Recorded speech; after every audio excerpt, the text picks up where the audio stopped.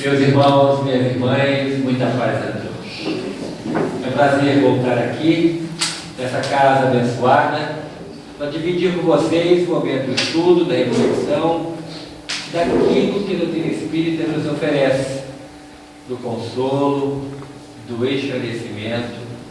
Nesse mundo tão conturbado em que nós vivemos, conhecer o Espiritismo é para nós uma grande oportunidade de aproveitar bem os dias que passamos aqui na Terra. A doutrina espírita nos apresenta a vida de uma maneira diferente. Aproveitar bem a existência terrena é o convite que nós temos quando conhecemos a doutrina espírita. Aproveitar bem, tornando a nossa passagem pela Terra de forma útil. Quando estudamos o Espiritismo, quando dedicamos algum tempo de nossa existência para esses estudos, e é muito importante porque vamos estar colocando em prática aquilo que Paulo de Tarso ensinou, é pensar nas coisas lá do alto, ou seja, temos que dedicar um tempo de nossas vidas a pensar na nossa realidade verdadeira. Nós não somos um corpo de carne. Somos um espírito momentaneamente ligados em um corpo de carne que de forma natural vai envelhecer, adoecer e o corpo morre. Mas nós continuaremos vivos.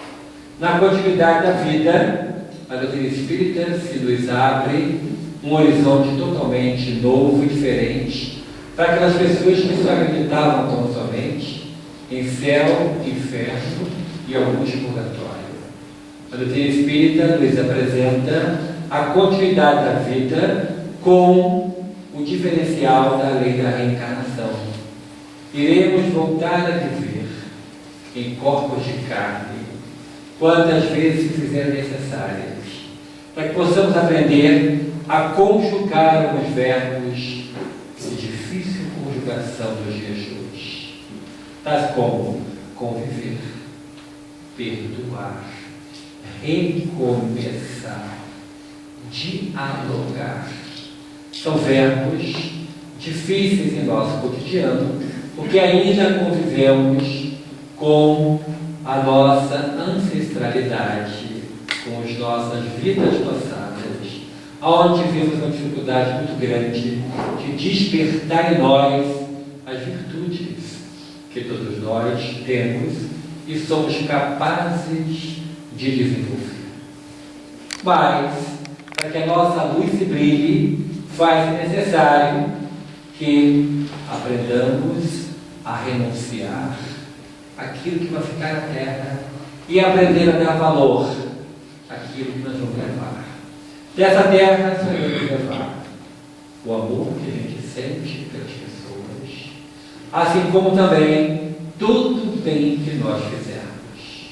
O bem que nós fizermos vai advogar a nosso favor na hora do ajuste de contas, que acontecerá de forma natural quando partirmos dessa existência na consciência nossa, no tribunal da nossa consciência. Então não há aquele tribunal figurativo aonde seremos julgados, como algumas religiões dizem. Assim, a nossa consciência que nos julgará por aquilo que nós podíamos ter feito de bom e não fizemos, ou aquilo que nós fizemos de errado muitas vezes de forma deliberada, ou também fizemos de mal, ou mal por omissão, que também é uma forma da gente errar. A doutrina espírita, então, descortina à nossa frente possibilidades múltiplas de fazermos os outros felizes na Terra. E a nossa felicidade está proporcionalmente ligada à felicidade que conseguimos proporcionar a nós. Já que o assunto é o casamento na visão espírita, e hoje em dia, pela própria lei, temos diversas facilidades, aonde não se faz necessário, como se dizia antigamente, botar os papéis para correr. Não precisa mais, porque amigado com fé, casado é. Aquele ditado antigo, agora é lei. A união estável é um fato. E se o casal quiser, pode fazer, ao invés de casar, fazer a escritura de união estável. Mas o que interessa é, antes e sobretudo, a união verdadeira que possa vir a existir entre o casal. Sem a união verdadeira, sem a amizade sincera, não há a solidariedade que é a base de sustentar de um casamento. Casamento oficial, com o livro preto assinado, ou oficioso, com união estável, é o meio e o modo através do qual nós vamos aprender a conviver com o outro. E isso para nós é de uma importância capital, que começamos a sair daquele mundinho, eu, os meus problemas, e começamos a conviver com o próximo. E muitas pessoas afirmam que a esposa, o esposo não é parente. Realmente, parente consanguíneo não é. Mas é através dele ou dela que nós vamos constituir família.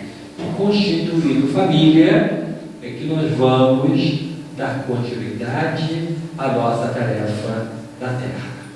Mas, muitas vezes, temos dificuldade no relacionamento.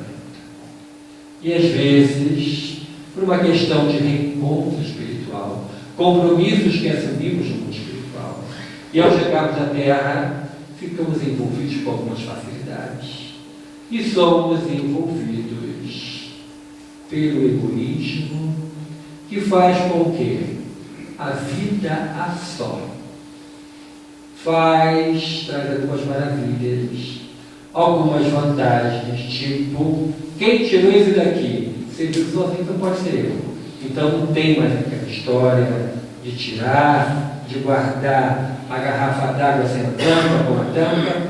Você mora sozinho, faz aquilo que você quiser na sua casa. Depois colocou uma pessoa em casa, já começa a mudar. Né? A arrumação já não é assim. Aí você passa, ficou mesa arrumada de um jeito. Quando você morava ali já tinha os móveis, você vai e desfaz, arruma do seu jeito. 10 minutos está a mesa arrumada de outro jeito. Fala, mas não é assim. E aí começa os pequenos conflitos. Eu, durante um bom tempo, durante, na verdade, 3 anos, eu fui conciliador em várias famílias, em 2 cidades. Às sextas-feiras pela manhã, de forma alternada, eu trabalhava em um cartório, numa cidade, ou em outro, Niterói ou São Gonçalo. São 2 cidades, lá onde eu moro, são cidades vizinhas. E na audiência das várias famílias, nós sabemos da importância do reencontro. Nós sabemos da importância da tolerância, da convivência. E eu, como espírita advogado, porque eu não sou um advogado espírita, porque Emmanuel, no livro Religião Espírita, na página Religião, diz que espírita é o nome do teu nome. Então, nós somos, em primeiro lugar, espíritas, para depois desempenhar uma função na Terra. Então, eu, como espírita advogado, tinha uma companheira, secretária de ata, secretária de audiência, que fazia as atas, simpática à causa espírita, daquele tipo de pessoa que apertou o calo, corre para tomar um passe. Melhorou, já deixa de ir. Ou quando sabe que é dia de reunião, fala assim, você vai lá? Lá é o centro espírita. Coloca meu nome lá, pede lá por mim. Então é o lá. Nem tem coragem de falar centro espírita. Morre de medo que os outros vão pensar. Então fala lá. Pede por mim lá. Bom, ela era assim, e combinei com ela o seguinte: quando for divórcio ou separação, a gente observa, sente o ambiente e tenta, de alguma forma, conciliar. De alguma forma, tenta chegar a um consenso. E aí, algumas audiências, eu pegar o processo antes, lia, falar para ela, pode apregoar. Apregoar é chamar. E ela, pelo sistema de falando, chamava, fulano, fulano. Aí entrava. Quando se arrumando na cadeira, olhando, e o casal que vai se separar, um olha para o outro, para um lado, um olha para o outro. Ninguém olha para o outro, né? Fica olhando assim para o teto. Aí eu falava assim para ela, mas você viu que inundação? Eles olhavam para mim. Inundação de quê, doutor? Olha, a sala foi inundada de amor. Que coisa maravilhosa, olha o sentimento no ar, tem amor no ar. Você gosta dela ainda, não gosta? Aí ele olhava para mim, eu vim me separar. Eu acho que não, tem alguma coisa errada aí. O seu olhar ainda é de um homem apaixonado. Como, doutor? Está com a cara de que está amando ainda. E você, minha filha? Ela olhava, quem começou tudo foi ele. Então você ama ele. Amo. E você? Não consigo entender. O seu olhar está me dizendo, você está me dizendo pelo olhar que você o ama. Então, eu acho que não tem clima para separar, tem? E daí, puxavam daqui, puxavam de lá. Eu disse, olha, tem uma coisa. Se a gente arquivar esse processo, eu peço ao juiz titular isenção de custas. Ninguém paga nada mais na justiça. E vocês voltam para casa e tentam de novo.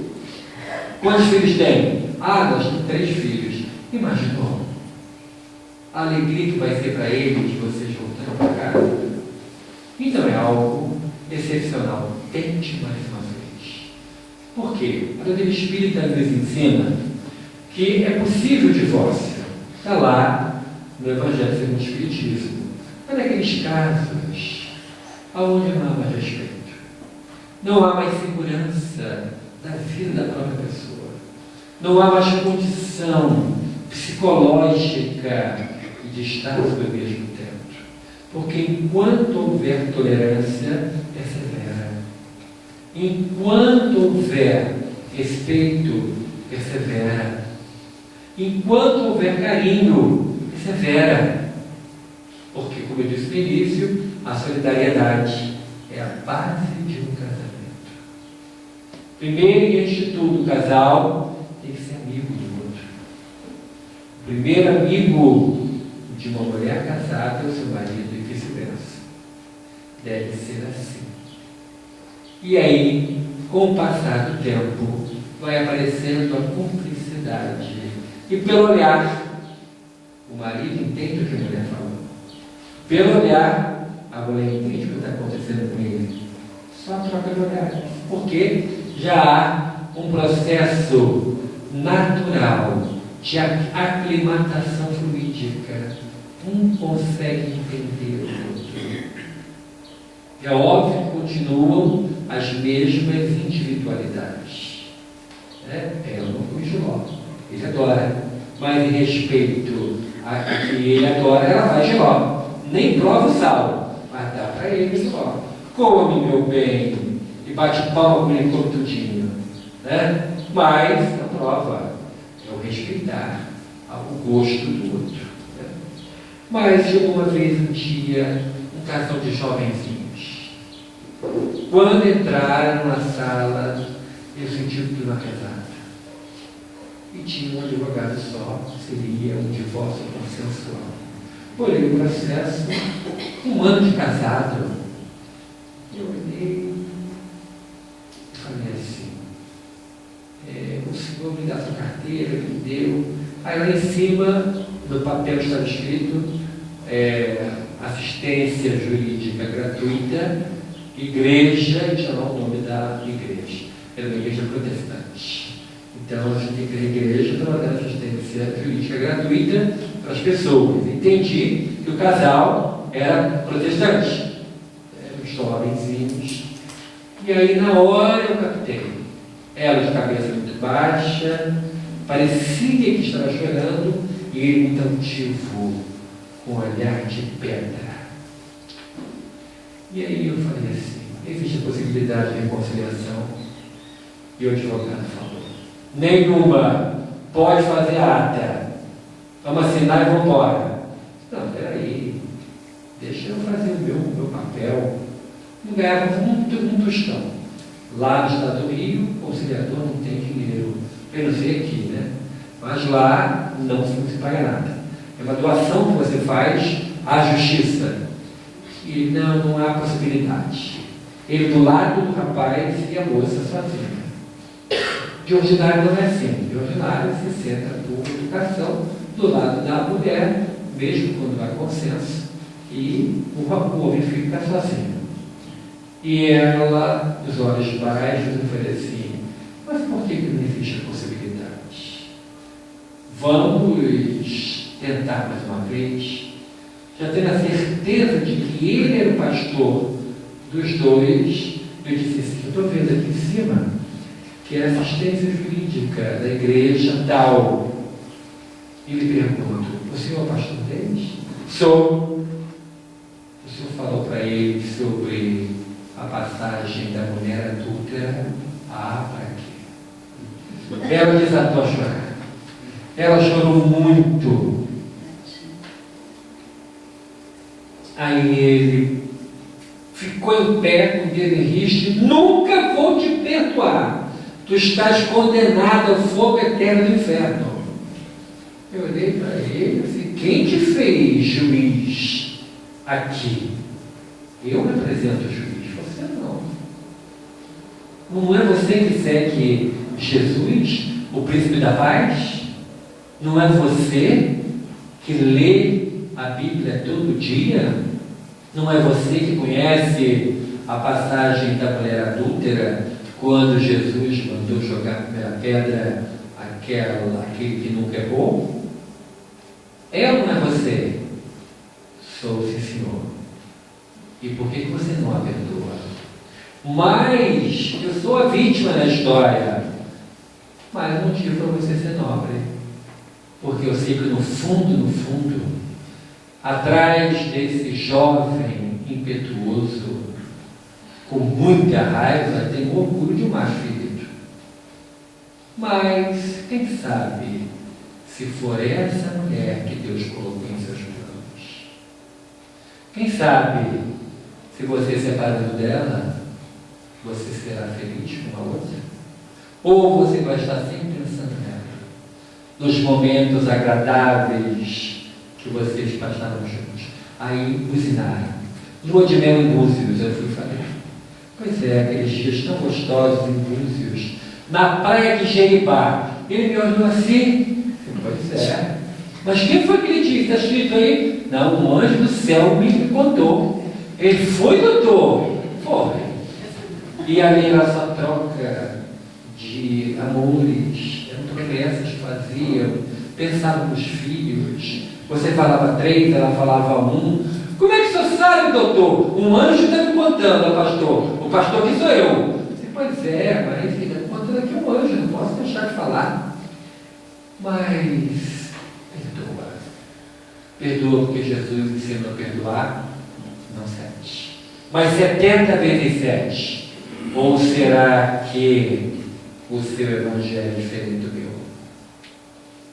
E ele, mas qual é o teu evangelho? O meu é do nosso Senhor Jesus Cristo. E o teu? Também é.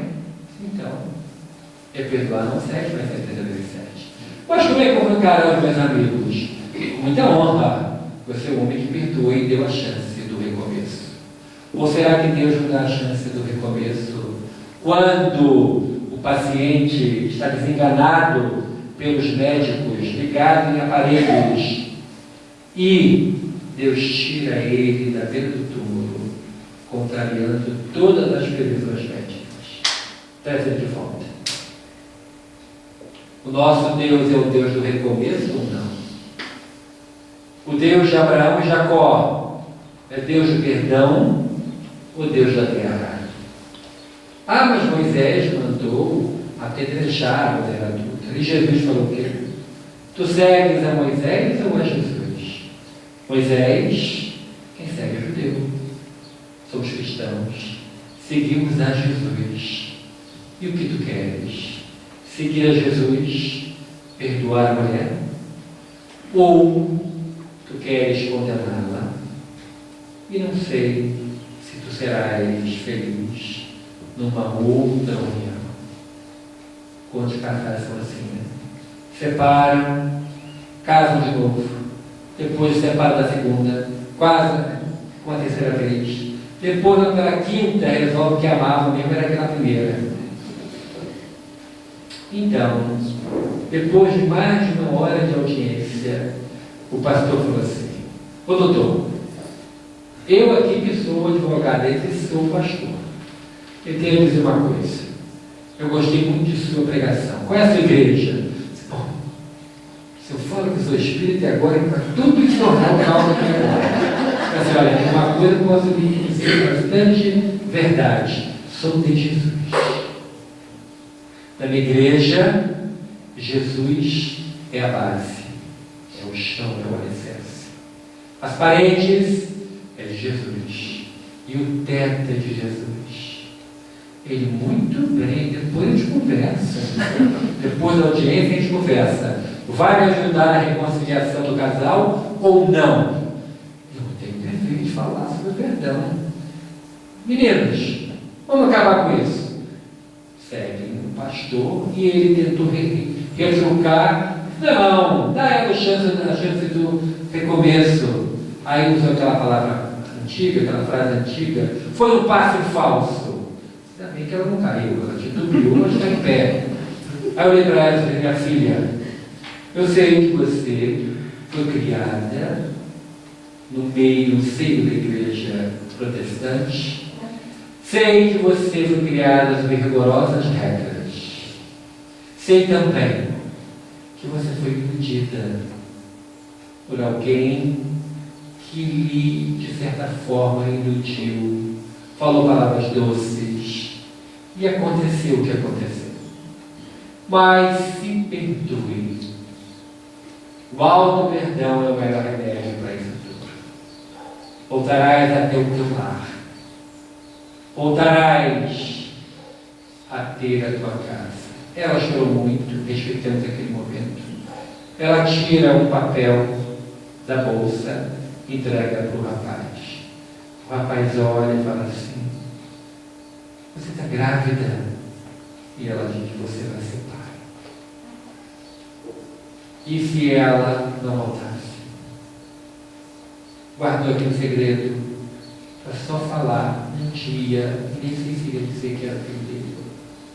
E aí se abraçaram, se beijaram, e eu falei para minha secretária de ato: instinto feito por reconciliação das partes.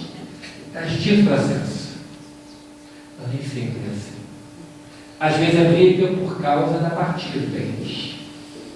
É a questão de um botijão de gás. O preço da felicidade é o conjunto de mesa, toalha de mesa, toalha de banho, toalha de rosto, que mamãe trouxe da ilha dos Açores e deu para o nosso casamento. E está lá e você não quer me dar. E esse botijão de gás, eu não vou deixar não. E aí você reconcilia e fala assim: mas há quanto tempo que vocês estão com esse conjunto de lá da ilha dos Açores? 15 anos de casado, 15 anos que está lá em nossa mesa. E na partida, se for para sua casa, o conjunto vai sentir falta dele. Aí que tal voltar e o conjunto continuar vivo, vivendo com os dois? Eles olharam, entenderam a mecânica dos fatos e perceberam que depois de um tempo, o que falta é uma maior tolerância. Tolera um pouco mais. Não leve tudo na ponta da faca. Quando não entender, a vida casa grande, a mulher fala lá no fundo, e o marido, com o tempo, a audição já vai começar a ir embora, e ele fala assim: o que foi que você falou? mas o tom da voz não foi legal, ela não entendeu direito também, e o mal entendido é o pior inimigo da união do casal. Então você chega mais perto dela e fala assim: meu bem, repete, por favor. Aí ela vai, repete o que ela falou. E se você for falar assim: o que foi que você falou? Pronto.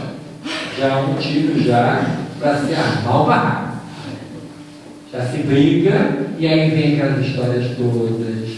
No Natal de 75, que a sua mãe veio para cá, e aí você fazendo tudo e vem tudo de novo. Quando na verdade não é assim.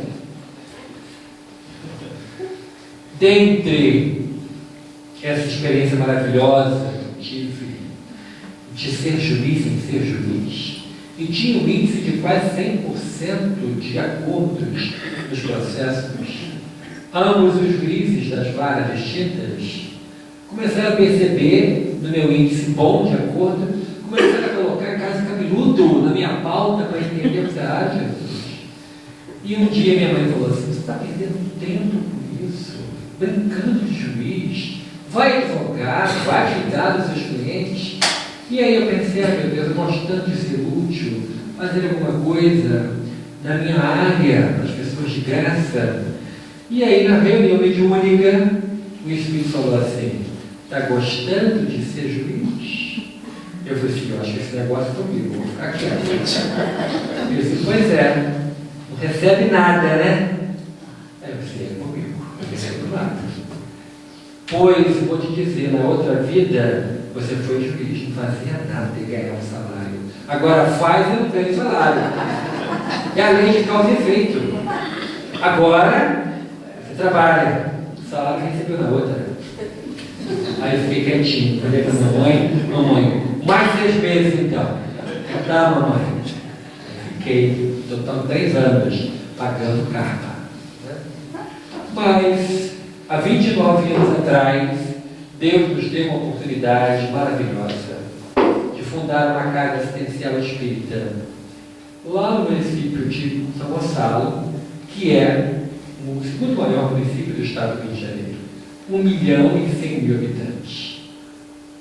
No bairro de periferia, fundamos uma casa assistencial espírita que tem um trabalho de inclusão social de famílias que vivem abaixo da linha da miséria, e a face mais visível do nosso trabalho é a capacitação das mães, porque a família é praticamente mãe e filhos, não existe pais. A capacitação das mães para o mercado de trabalho, cozinha industrial ou costura industrial, e a creche, aonde ficam sem crianças. E nesse trabalho a gente às vezes faz mutirão para conseguir mudar, muitas vezes, o estado de uma casinha, de um casebre que está caindo, porque a casa espírita fica do lado de uma comunidade. E lá são palafitas, que é a beira-mar. Então eles fazem aquele suporte, aquele platô, e fazem a casinha de madeira em cima. Quando a casa cai, quando a gente pode, nós ajudamos a fazer e construímos a casinha já de tijolo. E tinha uma família cujo marido não trabalhava, era alcoólatra, com 5 crianças. E a mulher se desdobrava fazendo faxina todo dia. E ainda consegui para ela no escritório, no prédio onde eu tenho escritório, alguns escritórios de advocacia para ela limpar à noite. Uma faxina rápida, escritório pequeno, para conseguir dinheiro para sustentar a família de 5 filhos.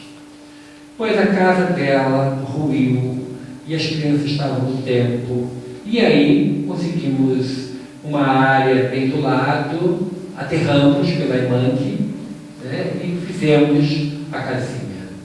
A casinha tinha 3 quartos, um luxo para aquelas que não tem nada. Só tinha um cômodo único, 3 quartos, sala, cozinha, banheiro, uma pequena áreazinha de serviço, um luxo. Nisso, Assim que a casa caiu, o marido deu uma coça nela, alcoolizado, e sumiu.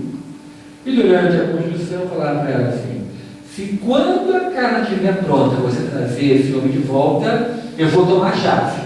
Não ia tomar. Mas dessa vez ela se emendava. E quando nós fomos entregar a chave, fizemos a leitura do Evangelho, uma prece. E quando eu ia entregar a chave, eu estava com o discurso pronto. Você não deixa aquele homem que bate em você voltar. Nisso, empurra a porta gravemente a ele. As crianças avançam nele.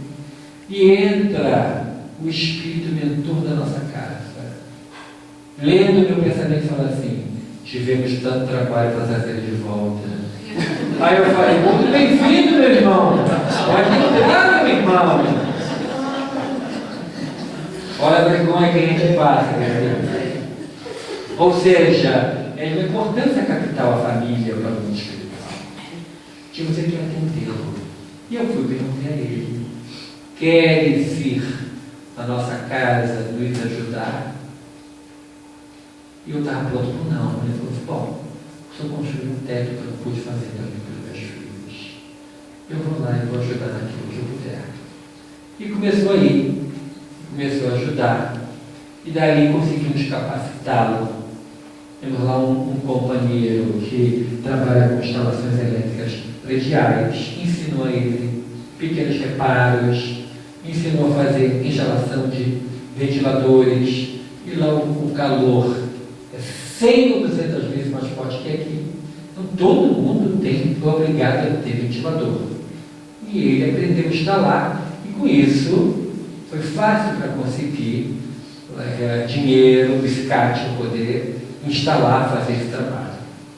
E aí ele começou nesse trabalho, e um dia encontrei com ele na rua e falou assim: o senhor eu quero dizer uma coisa para o senhor. Ou não. Depois de ouvir as crianças falar sobre a casa espírita, do trabalho que é feito lá, a minha filha hoje me disse sobre o malefício do álcool. Ela só tem 5 anos. Então eu resolvi assumir que eu sou alcoólatra. O senhor pode me encaminhar no ar, que sozinho eu não consegui.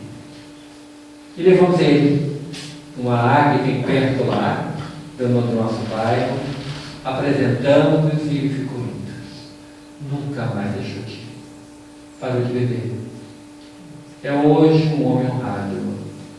Tem que se dar uma chance às pessoas.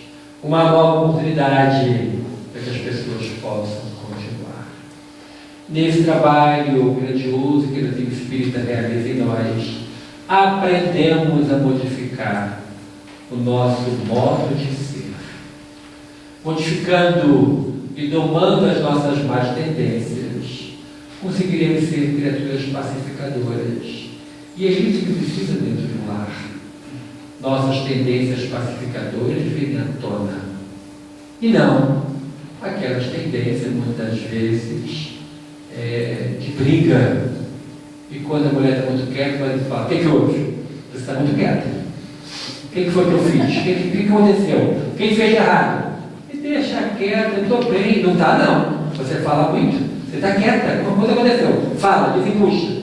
Não aconteceu nada, eu estou quieta. Não pode. Está errado. Tu tem que falar. Pronto. Já é alguma coisa. Ou o marido, quando chega quieto na rua, o que foi que aconteceu? Fala, não, fala agora.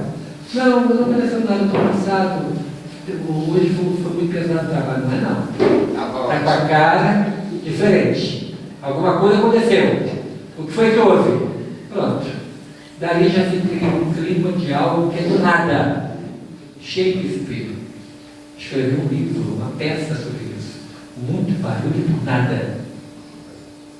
Ou seja, cria-se uma situação artificial por algo que eu acho que aconteceu. Não aconteceu nada. Se a mulher está muito quieta, é a hora de um abraço, de um carinho, de passar a mão no cabelo. Ela aproveita e fala assim: queria tanto aquela loção nova que lançou, aquela pintura nova. Aí pronto, você vai e compra para ela aquela loção da última moda que veio lá da Argentina, coisa fina. Aí você vai e comprou aquilo para ela, pronto. Temos que de vez em quando sair da rotina. Com certeza a mulher não vai achar estranho se do nada você chegar com flores em casa. Foi que houve alguma coisa aconteceu. Está com a consciência pesada. Aprontou. Por que essas flores? E começa a ver. Não. Olhei na rua, lembrei do amor que eu sinto por você. E resolvi trazer. Pronto, bonito. No dia seguinte, na marmita de árvore, surpresa, galinha com quiabo. Ela faz domingo. Ela fez o galinha com quiabo na marmita dele. Então, de vez em quando, um agrado fora de hora, fora do calendário oficial, funciona muito bem. Então, o casal espírita tem muitos recursos para manter a união, para manter o companheirismo. Porque o casal espírita pode somar esforços e empreender um grande projeto que vai ajudar muita gente. Um casal espírita pode ser um casal que trabalha unido na casa espírita, seja no trabalho de faxina, arrumar, limpar, seja na tribuna espírita, seja nos grupos de estudo, o casal sempre junto, o marido apoiando a mulher e vice-versa, tem tudo para crescer. E para atingir a maior vitória e mais importante vitória que devemos ter na Terra, a vitória de nós sobre nós mesmos. Essa é a grande vitória. De vencer aquilo que muitas vezes incomoda a nós. E nós apontamos muito o erro do outro e esquecemos o nosso. Se espírito é aquele que reconhece seus defeitos e se esforça por mudá-los, por que às vezes nós não reconhecemos os nossos erros e apontamos quando ele existe para o erro do outro? Temos que admitir.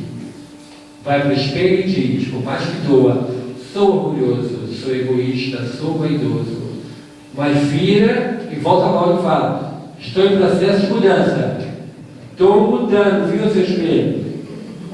O espelho fica como testemunho ocular dos fatos. E aí nós temos que ter o compromisso que a gente tem que mudar. E quem é que vai testemunhar que nós estamos mudando?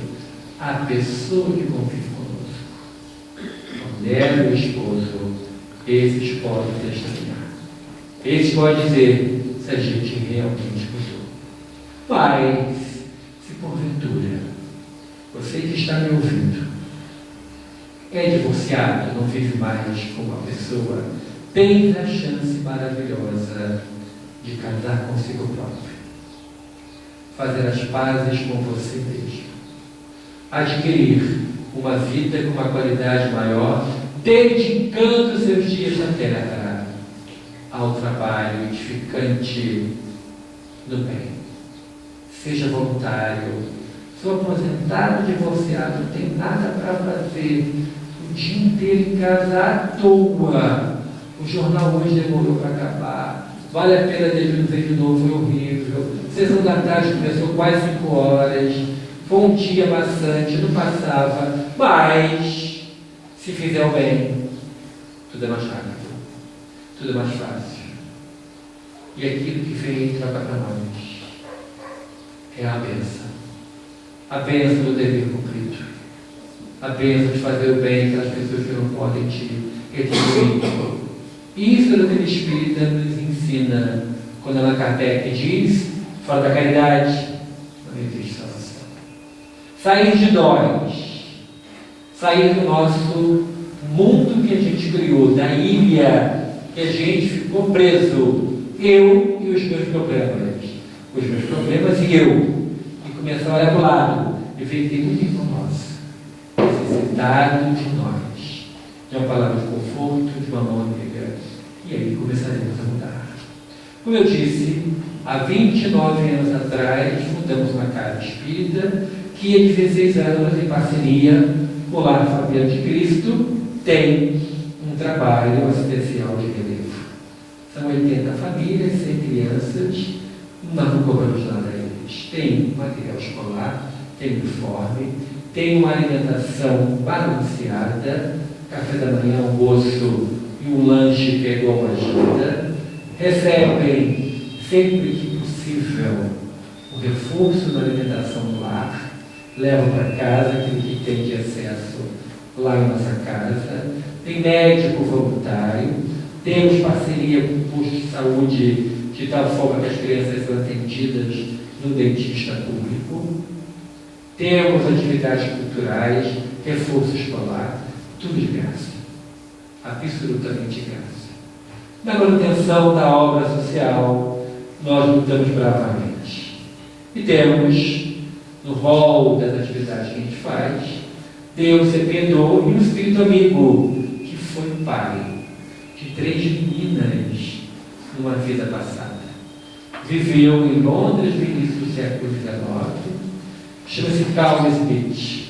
A filha do meio ficou cega devido a sequelas de uma doença. E ele percebeu que, pela lei inglesa, aquela menina, por ser cega, era uma incapaz, e com isso não poderia ser uma cidadã inglesa, não poderia ter identidade, CPF, votar, ser votada. E ele ia receber uma pensão vitalícia enquanto vivesse, mas não podia ser cidadã. E ele, muito triste com isso, era professor, aprendeu o método Braille e apresentou, depois de ter feito concurso numa grande escola em Londres, apresentou um projeto à direção do colégio de alfabetizar crianças cegas pelo método Braille. Foi aprovado, colocou a filha dele na primeira turma e se tornou o primeiro professor inglês alfabetizador de crianças cegas. Criança cega alfabetizada não é incapaz. Se não é incapaz, podia ser cidadã inglesa. Ele, vindo a convite de Batuíra, que é um espírito protetor, Antônio Gonçalves da Silva, português, que veio em eternidade para o Brasil, ficou em São Paulo, tinha um médium com uma capacidade boa de, pelos passos, curar pessoas. Ele é o guia mentor de nossa casa, Casa de Batuíra, grupo de apoio menor. Ele convidou Carl Smith para conhecer o nosso projeto. E Carl Smith se apiedou e perguntou se podia ditar 5 historinhas para ser utilizada na evangelização. Ditou através da nossa mediunidade e, com o passar do tempo, sentimos que era o momento de editar um livro. Mandamos uma grande amiga nossa aqui no Rio Grande do Sul, Gladys Pedersen, e através da editora dela, a editora Olsen, dela, do Silvio, marido, editamos o livro Pingos de Luz, com histórias infantis. Aí você pode perguntar, mas para qual a faixa etária? É para a criança que vive dentro de você. É para tudo. São histórias lindas, com fundo moral, com lições do Evangelho que calam no fundo dentro de nós. A venda desse livro, eu vou estar aqui fora para fazer autógrafo, quem quiser puder, vai ajudar na manutenção do nosso projeto social. Que Deus abençoe abundantemente as famílias aqui representadas. Abençoe os seus lares. Abençoe a luta que você tem para fazer feliz o outro. Abençoe a sua família com saúde, paz e harmonia, hoje e sempre.